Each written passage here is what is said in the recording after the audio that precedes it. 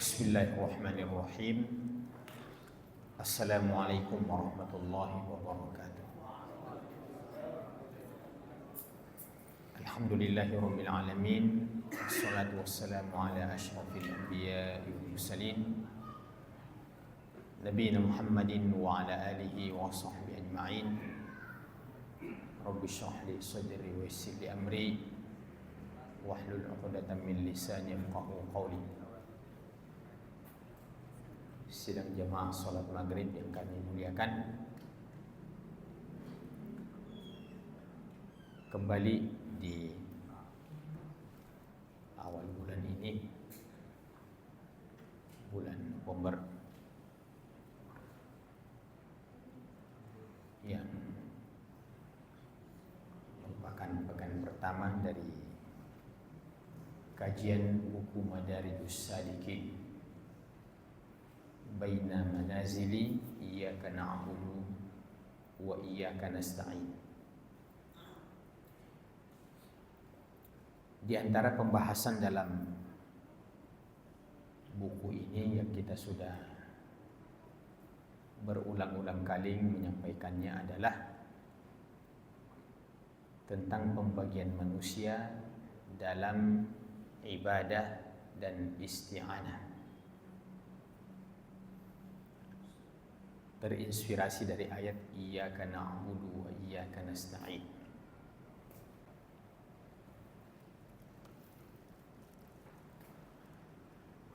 Saya tidak akan kembali mengulang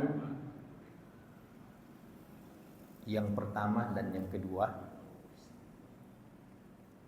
Sekarang kita akan masuk pada pembagian yang ketiga. Manusia kaitannya dengan ibadah dan isti'anah, beribadah dan memohon pertolongan. Al-qismu tsalits man lahu naw' ibadah bila isti'anah wa haula'i naw'an. Kelompok yang ketiga,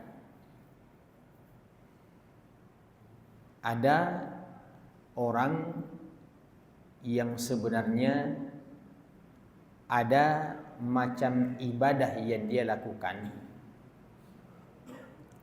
akan tetapi ibadah ini tidak bersinergi dengan isti'anah. Jadi ada unsur ibadahnya tapi tidak ada unsur isti'anahnya. Jadi kalau kita mau terapkan pembagian yang ketiga ini,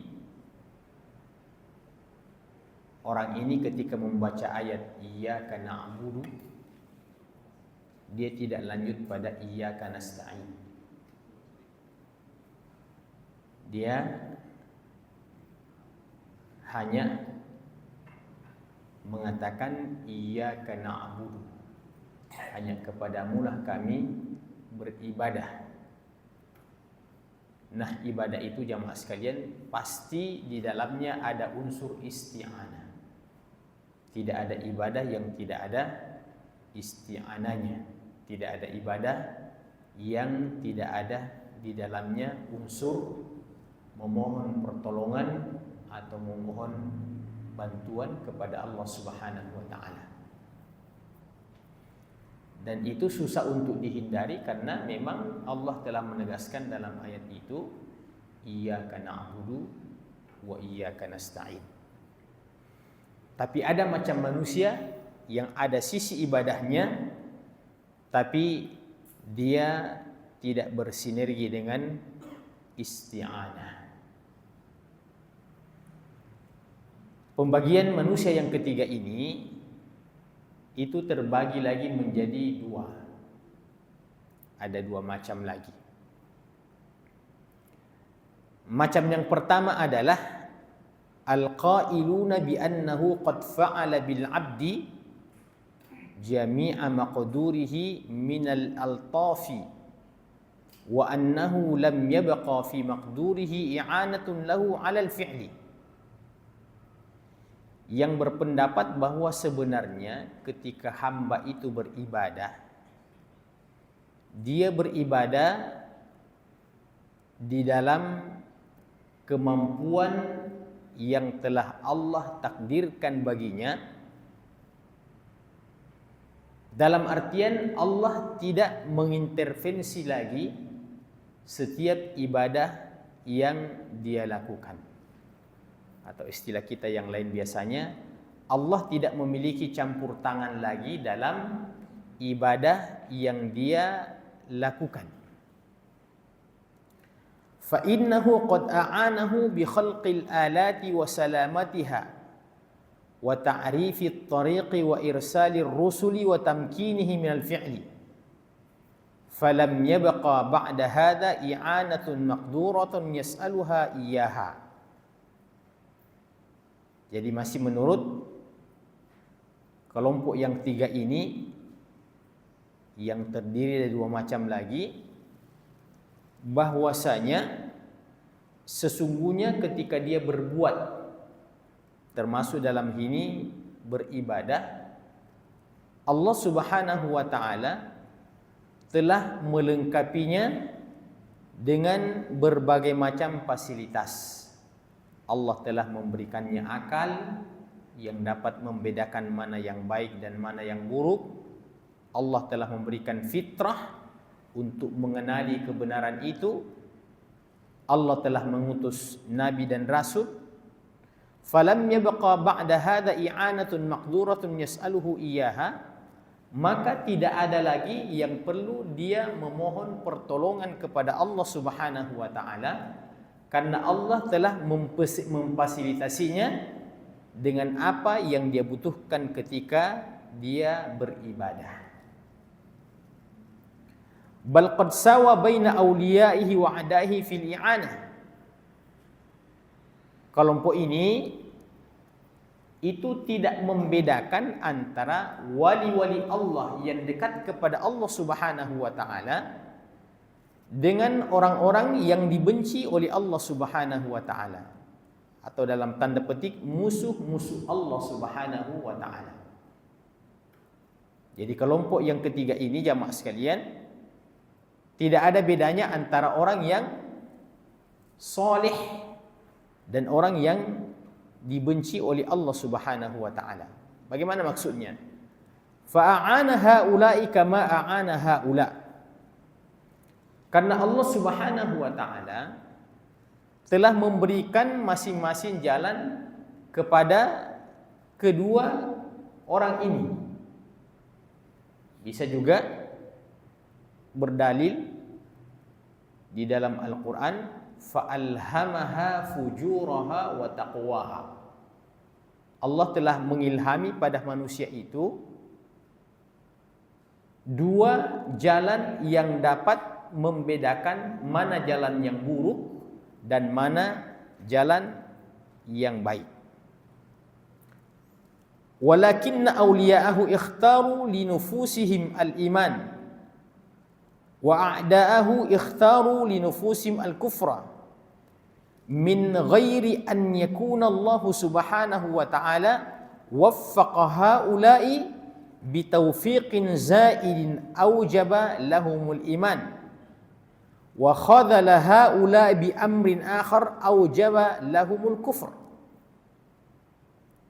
Dengarkan penjelasannya.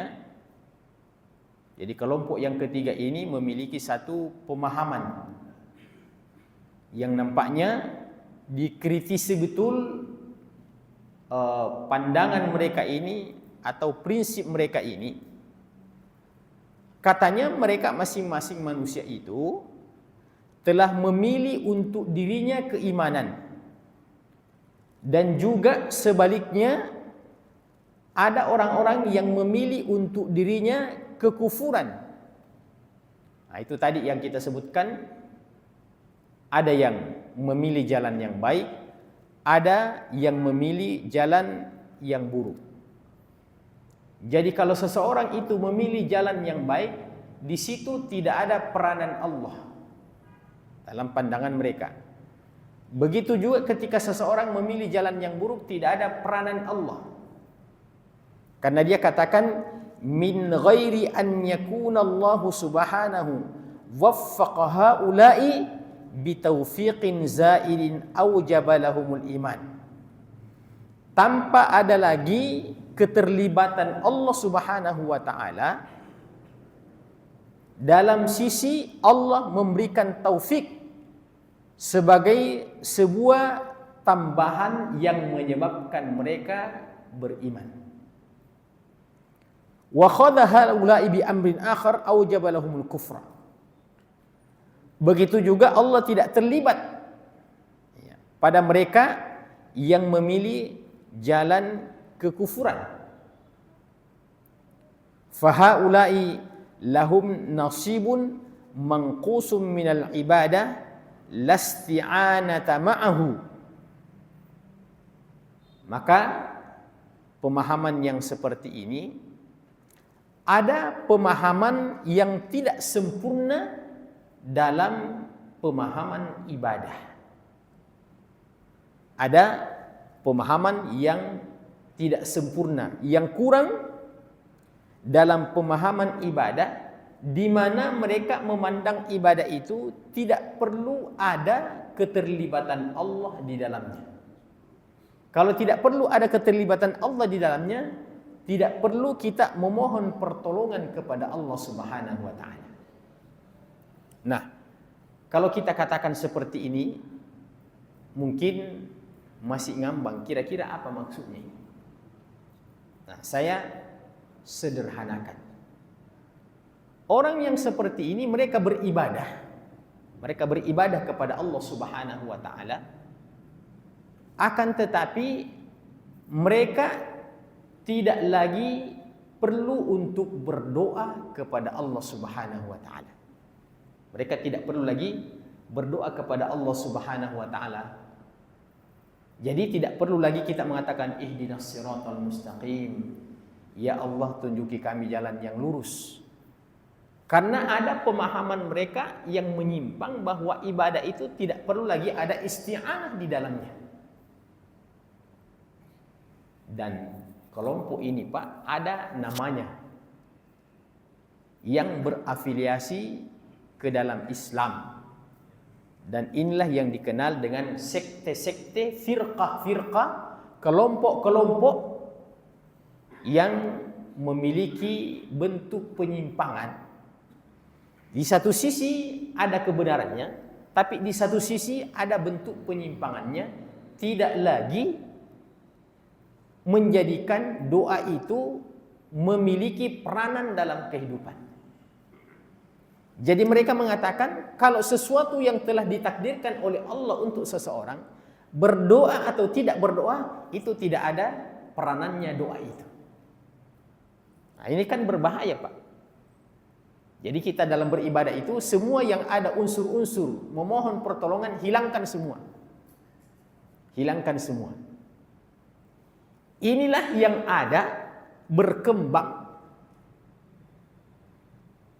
Mungkin sampai di dunia kampus ya, pada hari ini.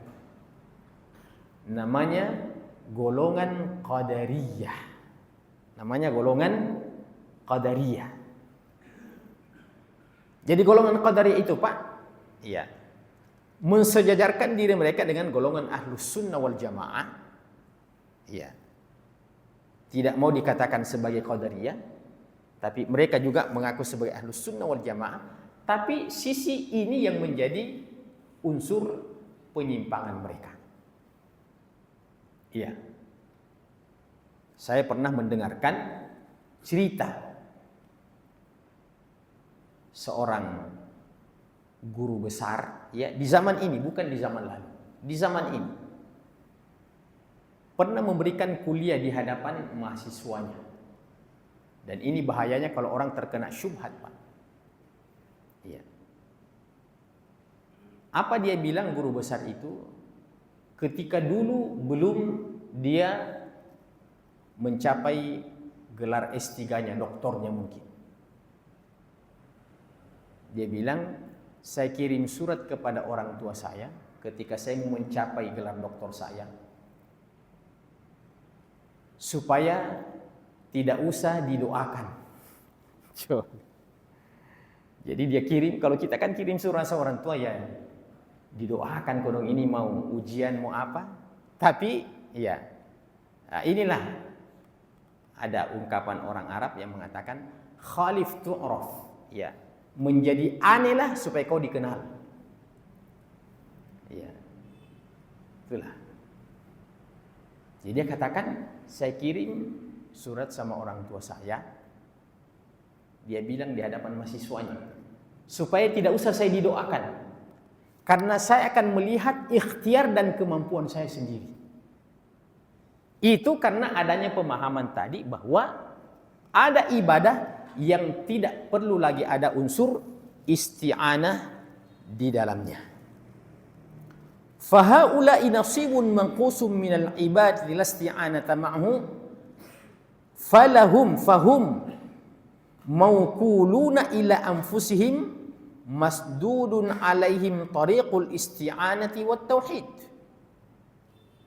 Mereka ini adalah orang-orang yang mengandalkan diri mereka, karena mereka mengatakan Allah kan sudah memberikan seluruh fasilitas kepada kita.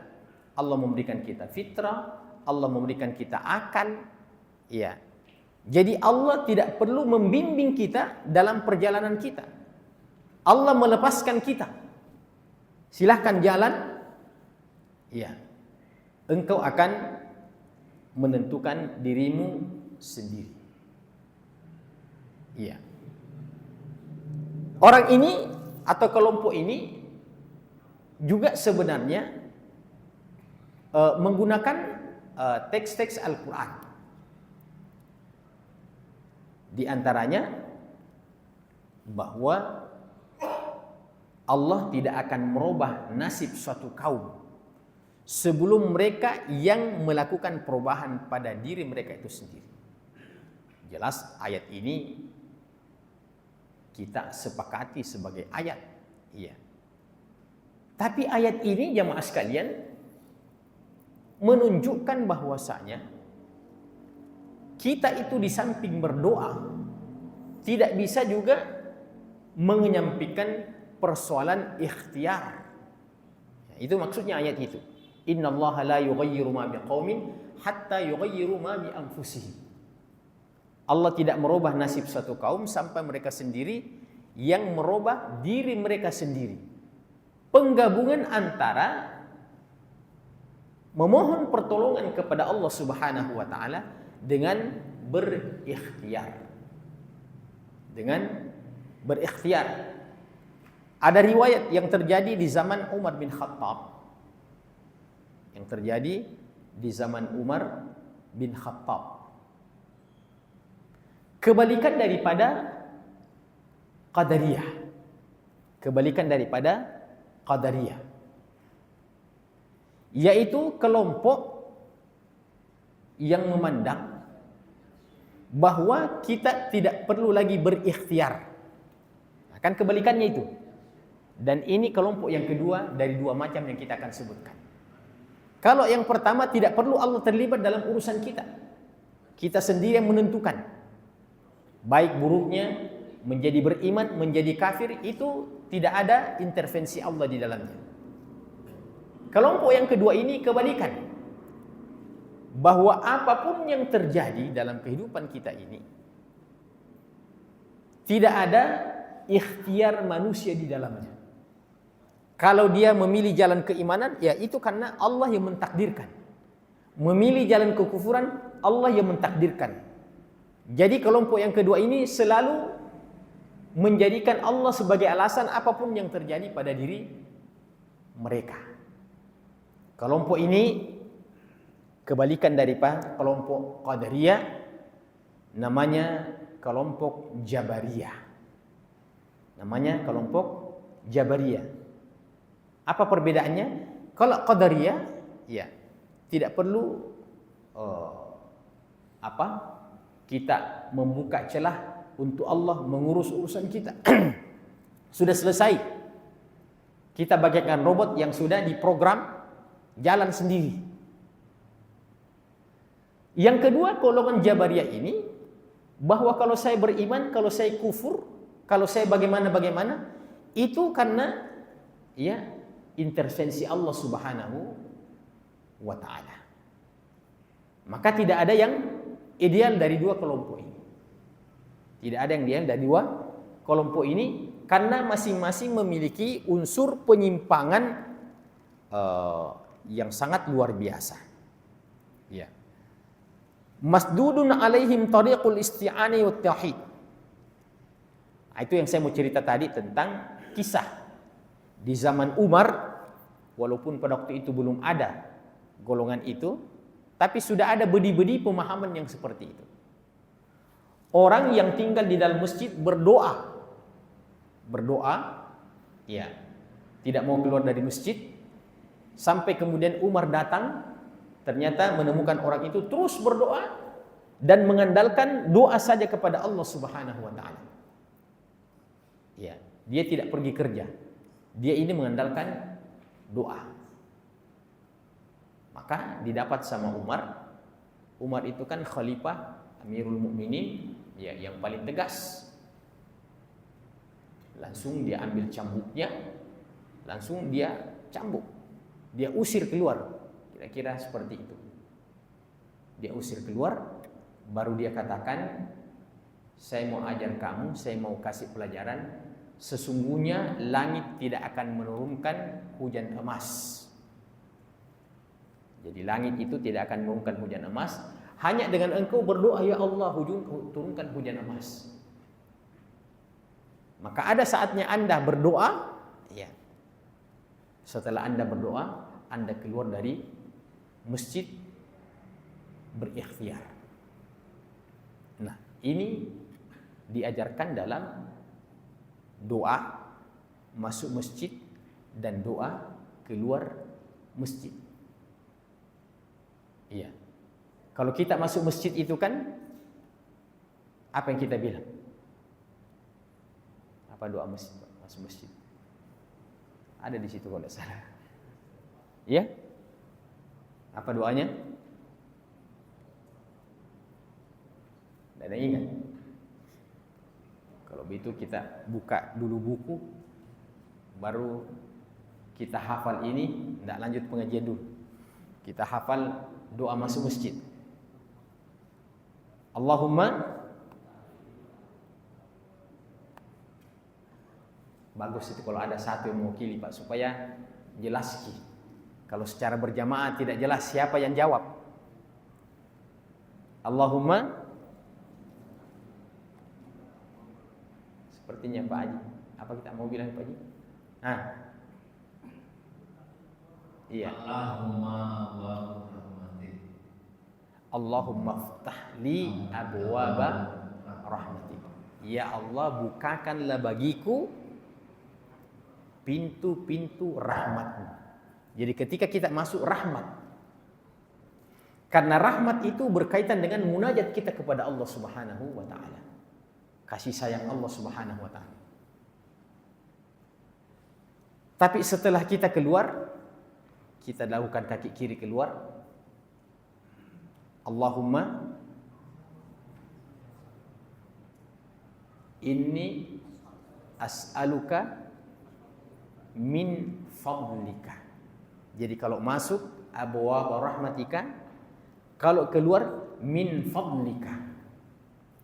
Apa itu min fadlika? Idza nudiya lis-salati min yaumil jumu'ati fas'au ila dzikrillahi wa dzarul bai' dzalikum khairul lakum in kuntum ta'lamun. Fa idza qudiyatis salatu fantashiru fil ardi wabtaghu min fadlillah. Jadi kalau sudah selesai salat Jumat, bertebaranlah kalian ke permukaan bumi ini, maksudnya kembali ke pekerjaan kita masing-masing. Pekerjaan apa yang kita lakoni sebelum salat Jumat itu? Nah, itu setelah kita sholat, kita lakoni kembali. Kita kembali. Yang pedagang kembali ke pasar, kembali ke mall. Yang guru pengajar kembali ke sekolah, kembali ke kampus, dan seterusnya. Kata Allah, wabtaghu min fadlillah, carilah akan karunia Allah Subhanahu wa ta'ala. Jadi orang beriman itu Pak menggabungkan ketika dia di dalam masjid, seperti orang yang sudah mau mati besok, Pak. Pokoknya ibadahnya khusus sekali. Tapi ketika dia berada di luar masjid, pokoknya gas full cari uang. Ya. Ya, silakan, Pak. Ya, yang penting halalan thayyiban. Iya. Ada yang menyeberangi lautan, silakan. Iya. Ada yang masuk ke hutan, ada yang masuk ke perut bumi, ya, tambang. Ya, silakan. Jadi kita ini di luar masjid bermacam-macam. Bermacam-macam profesi kita. Ya. Bermacam-macam profesi kita. Ada profesinya yang penuh dengan rintangan dan tantangan. Apa itu, Pak? Menerima jasa penagihan utang. Ya, ada saya pernah lihat di Todopuli itu. Saya lewat, Pak. Menerima jasa penagihan utang. Saya, apa maksudnya? Oh, berarti kalau ada orang punya piutang tidak bisa dia tagih-tagih, ya, panggil dia. Nah, itu kan pekerjaannya. Saya bilang tidak ada kakudung pekerjaan yang lain selain daripada itu. Tapi itulah Allah berikan, ya, macam-macam pekerjaan. Ya, halal juga bagi dia itu, Pak, karena jasa. Ya. Oh, ternyata di situ tempat olahraga di dalam memang itu yang berotot-otot itu, apa itu? Main gym itu. Iya. Masya Allah. Maka silahkan kita, ya, ada hadis dhaif, ya, yang mengatakan bahwa tuntutlah akhiratmu, carilah akhiratmu seakan-akan engkau akan mati besok. Dan semangatlah mencari duniamu seakan-akan engkau akan kekal abadi, tidak akan pernah mati-mati. Ya. Jadi ini bukan hadis, tapi maknanya bagus. Di mana memang kalau kita berada di masjid, kita berada, ya, alladzina yakhshawna rabbahum bil ghaibi lahum maghfiratun wa ajrun azim. Ada orang-orang yang ketika dia menyendiri, Pak, ya, tidak mesti pergi ke Mekah, Pak. Dia di Masjid Ar-Rahman saja. Ya, orang pada sibuk lalu lalang, dia masuk masjid menjelang sholat duhur, dia cari yang pojok-pojok, yang sepi-sepi, kemudian berdoa kepada Allah Subhanahu wa taala. Apa Allah Allah bilang terhadap orang seperti itu? Alladzina yakhshawna rabbahum bil ghaib, adalah orang yang takut kepada Tuhannya di saat tidak ada orang yang melihatnya. Tidak ada orang yang melihatnya, ya. Bukan dia belum. Anda lihat, Masya Allah, bukan begitu. Ya. Hati-hati, Pak, kalau kita ini berdoa, kita ini beribadah, iya, pergi umrah, lagi berdoa depan multazam, guys, iya. Siapa lagi? Coba kita pikirkan, itu ibadah itu untuk Allah. Nah, kalau kita viralkan diri kita, Pak, apa yang kita sisakan untuk Tuhan kita? Iya. Sudahlah di luar sholat untuk manusia, sampai dalam sholat kita mau juga masih dinilai oleh manusia. Ya. Jadi kalau saya, Pak, tidak usah disoting-soting kita punya diri itu kalau lagi tawaf, lagi apa, ya, lagi tawaf, guys. Itu apa? Ya. Wa ma umiru illa liya'budullaha mukhlishina lahuddina hunafa. Lanjut lagi sedikit jamaah sekalian. Fa innahum masdudun alaihim tariqul istana wat tauhid. Qala Ibnu Abbas radhiyallahu ta'ala anhuma, al-imanu bil qadari nizamut tauhid, faman amana billahi wa kadzdzaba bi qadarihi naqadha takdzibuhu tauhidahu. Ibnu Abbas, seorang sahabat Nabi, Abdullah bin Abbas, pernah mengatakan beriman terhadap takdir. Beriman terhadap takdir. Rukun iman yang terakhir. Al-imanu bil qadar. Mengimani takdir adalah cara untuk meluruskan tauhid. Jadi kita harus Mengimani takdir. Takdir itu ada dua. Takdir baik dan takdir buruk.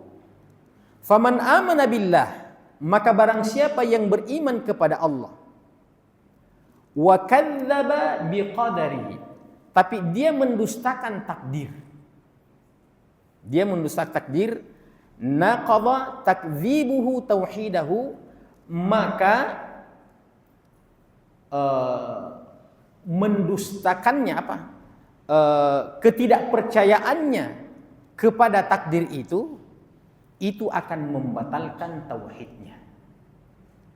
Jadi kata beliau, iman terhadap takdir adalah cara untuk meluruskan tauhid, dan barang siapa beriman kepada Allah dan mendustakan takdir, maka sesungguhnya bentuk kedustaannya itu membatalkan tauhidnya kepada Allah Subhanahu wa ta'ala. Kelompok yang kedua dari kelompok yang ketiga tadi. Kan kelompok yang ketiga ini dibagi dua lagi. Kelompok yang kedua siapa? Man lahum ibadatun wa awradun walakin hadduhum naqisun minat tawakkul wasti'anah lam tattasi' qulubuhum lirtibatil asbab bil qadar wa talashiha fi tadammuniha wa qiyamiha bihi. Jadi ada orang yang memang memiliki ibadah-ibadah, atau kita terjemahkan ritual-ritual, wirid-wirid, walakin hadduhum naqisun minat tawakkul wal isti'anah, akan tetapi ada bentuk kekurangannya. Ada bentuk kekurangannya dalam ibadah dan wirid-wirid itu, di mana tidak ada unsur tawakalnya, tidak ada unsur isti'ananya.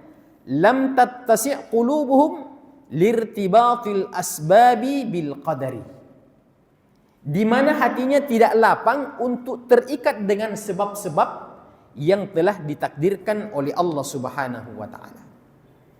Jadi ketika kita berbicara tentang takdir jamaah sekalian tadi itu, masih ada yang perlu untuk kita lanjutkan. Bahwa ketika kita mengatakan mengimani takdir, tidak ada takdir yang tidak disertai dengan sebab. Tidak ada takdir yang tidak disertai dengan sebab.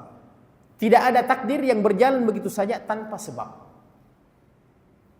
Jadi segala apa yang terjadi itu adalah takdir Allah, tapi takdir Allah itu ada sebabnya, ada sebabnya. Contoh, kita kenyang. Kenapa kita kenyang? Apa yang baru-baru kita lakukan dan kita kenyang? Karena kita habis makan. Jadi kenyang itu takdir, Pak. Kenyang itu takdir. Iya. Maka kita, iya, ketika kenyang, itu adalah kita yang memilih takdir kenyang, tapi dengan sebab makan. Dengan sebab makan. Iya. Terasa betul itu langsung kita ditakdirkan Allah kenyang kalau kita habis makan. Begitu juga sebaliknya. Lawannya kenyang, lapar. Iya. Bagaimana caranya supaya lapar? Jangan makan. Selesai. Bagaimana caranya tidak kita merasakan lapar? Jangan makan. Iya. Kira-kira kalau ada orang mengatakan, ya Allah, ya, saya ini tidak mau sekali keluar dari masjid, ya Allah, ya, saya tahu banyak makanan di pinggir jalan, ya Allah, tapi saya sibuk ini berdoa, ya Allah, berikanlah anugerah kekenyangan padaku, ya Allah, walaupun saya tidak keluar dari masjid. Dia sudah berdoa kepada Allah Subhanahu wa ta'ala, tapi dia benturkan doanya itu dengan takdir kepada Allah Subhanahu wa ta'ala. Ini salah dalam memahami takdir, tidak sempurna. Dia benturkan berdoa itu dengan takdir. Jadi setelah kita berdoa, ya Allah, mudah-mudahan kau dapat makanan yang baik, ya. Setelah sholat keluar mikir dari masjid, cari nih jalan kiri kanan dapat. Ya, banyak sekali pernah lakukan ini. Kita sudah temukan takdir kita. Jadi kita sudah berdoa dan kita sudah mengambil sebab. Iya. Maka demikian pula juga dengan persoalan keimanan dan kekufuran. Jadi semua kita ini telah ditakdirkan oleh Allah penghuni surga atau penghuni neraka. Tidak ada yang tidak ditakdirkan oleh Allah Subhanahu wa taala. Tapi apa yang ditakdirkan oleh Allah itu tidak satu pun di antara kita yang mendapatkan bocoran. Tidak ada yang tidak mendapatkan bocoran. Makanya Nabi mengatakan, sebaik apapun orang itu, jangan langsung memberikan legitimasi, pasti penghuni surga ini. Ya. Pamannya, Masya Allah, Pak Haji Faisal ini rajin sekali. Kalau beliau tidak masuk surga, tidak ada yang masuk surga. Itu berlebihan itu, Pak. Tidak boleh begitu. Ya. Begitu juga sebaliknya, kalau ada orang yang kelihatan ya masih kurang-kurang soleh, walaupun dia seorang muslim, tidak boleh kita langsung menjus dan mengatakan, pasti penghuni neraka ini. Karena kita tidak tahu bagaimana takdir sebab yang dia lakukan setelah itu. Ada orang yang mantan orang soleh, Pak. Iya. Ada juga orang mantan preman. Iya. Yang mana kira-kira yang bagus itu, Pak? Mantan orang soleh atau mantan preman? Iya. Lebih baik mantan preman, Pak. Umar bin Khattab itu mantan preman, Pak. Iya. Umar bin Khattab itu mantan preman. Peminum dulu. Ya. Semua induk-induk kejahatan dia sudah lakukan itu. Iya. Pernah dia bunuh anak kecilnya. Iya. Hati-hati kau lihat, itu mantan ustadz itu, wah bahaya itu, Pak. Ya, mantan orang soleh itu. Dulu rajin sekali sholat itu. Sekarang kerjanya di pinggir jalan. Baik gitar, ya, judi online. Maka Allah menetapkan dua ini dengan sebab. Tidak usah kita pusing-pusing mengatakan, waduh, jangan sampai saya ini penghuni neraka. Nah, saya rajin beribadah, percuma. Itu tidak akan pernah Allah benturkan antara sebab dengan takdir. Makanya kalau kita melihat orang baik-baik, kita mengatakan, oh nampaknya ini orang, kayaknya ini tanda-tanda penghuni surga ini, Masya Allah. Bagus ibadahnya. Jadi bukan kita mengatakan pasti dia penghuni surga, tapi ada tanda-tandanya. Sebaliknya kalau ada orang yang tidak sadar-sadar juga, sudah umur 50 tahun, 60 tahun, ya, sama saja dengan anak muda, ya, yang masih mau juga seperti anak muda, biar bagaimana, ya, tetap akan kelihatan, ya, biar pakai obat herbal apa tetap akan kelihatan. Maka saya katakan takdir itu sebenarnya sama dengan ilmu eksak. Ilmu eksak itu matematika, 2 tambah 2 sama dengan 4. Harus begitu, Pak. 2 kurang 1 ya sama dengan 1. Nah, beriman dan beramal soleh, tawakal kepada Allah sama dengan surga. Itu rumus ilmu eksakta. Jadi tidak bisa kita mengatakan, biar bagaimana solehmu, biar bagaimana sholatmu. Kalau Allah takdirkan kau penghuni neraka, kau masuk neraka juga. Tidak bisa kita bilang begitu, Pak. Iya. Walaupun Allah telah menetapkan si fulan penghuni surga, si fulan penghuni neraka. Kenapa Allah tidak bocorkan? Kalau Allah bocorkan itu, selesai urusan dunia, Pak. Iya. Selesai urusan dunia. Kalau umpamanya petani itu dikatakan biar bagaimana kau gagal panen, ya. Tidak ada petani yang pergi ke sawah, Pak. Buat apa? Nah, kita sudah tahu hasilnya. Justru karena Allah merahasiakan, di situ kita berkompetisi, di situ kita berikhtiar. Maka kembali kepada 2 golongan tadi ini, golongan qadariyah yang merasa tidak butuh dengan Allah Subhanahu wa taala. Biarkan saya sendiri yang memanage diri saya. Sementara golongan Jabariyah, apapun yang terjadi, selalu dia sandarkan bahwa Allah yang menjadi penyebabnya. Kalau orang beriman, ya Allah. Kalau orang kufur, ya Allah. Maka dua-duanya tidak ada yang benar. Digabungkan oleh satu golongan yang bernama golongan Ahlus Sunnah wal Jamaah. Ya. Kita lah mungkin ini yang mengklaim diri. Ya, mudah-mudahan. Ahlus Sunnah wal Jamaah itu maksudnya jamaah sekalian adalah orang yang ikut dengan sunnah Rasulullah Sallallahu Alaihi Wasallam. Kenapa ada kata jamaah? Karena sahabat itu adalah jamaah, ya, jamaatul khair, jamaah rombongan orang baik-baik. Maka Ahlus Sunnah wal Jamaah ini menggabungkan tadi itu. Dari sisi usahanya dia ambil qadariyah, betul-betul dia berusaha. Dari sisi doa dan bertawakalnya dia ambil sisi dari Jabariyah. Tapi bukan Ahlus Sunnah itu penggabungan Qadariyah dan Jabariyah. Dia adalah kelompok yang memang mendapatkan pengakuan dari Rasulullah SAW. Kata Nabi SAW, ya, ma ana alaihi wa ashabi. Siapakah golongan As-Sunnah itu? Yaitu apa yang aku jalankan dan apa yang sahabatku jalankan. Jadi penting sekali untuk kita memahami itu, siapa orang-orang yang berada di sekeliling Rasulullah sallallahu alaihi wasallam. Namanya sahabat. Namanya sahabat. Dan definisi sahabat ini bukan seperti definisi kita, bersahabat sekali saya itu, bukan itu maksudnya. Tapi as-sahabah, as-sahabiyul jalil adalah orang yang pernah bertemu dengan Nabi Sallallahu Alaihi Wasallam dalam keadaan beriman. Beriman kepada Allah, beriman kepada Rasul, beriman kepada rukun iman. Dan mati dalam keadaan beriman. Mati dalam keadaan beriman. Tetap tidak berubah keimanannya. Berarti kalau ada orang yang pernah bertemu dengan Nabi, kemudian ketika bertemu dengan Nabi itu belum beriman, terus Nabi wafat, baru dia masuk Islam, itu tidak masuk dalam kategori sahabat. Harus dia beriman ketika ketemu dengan Nabi. Atau sebaliknya, dia ketika ketemu dengan Nabi, dia beriman. Di akhir hayatnya dia murtad, tidak masuk dalam kategori sahabat. Dia beriman kepada Nabi di zaman Nabi,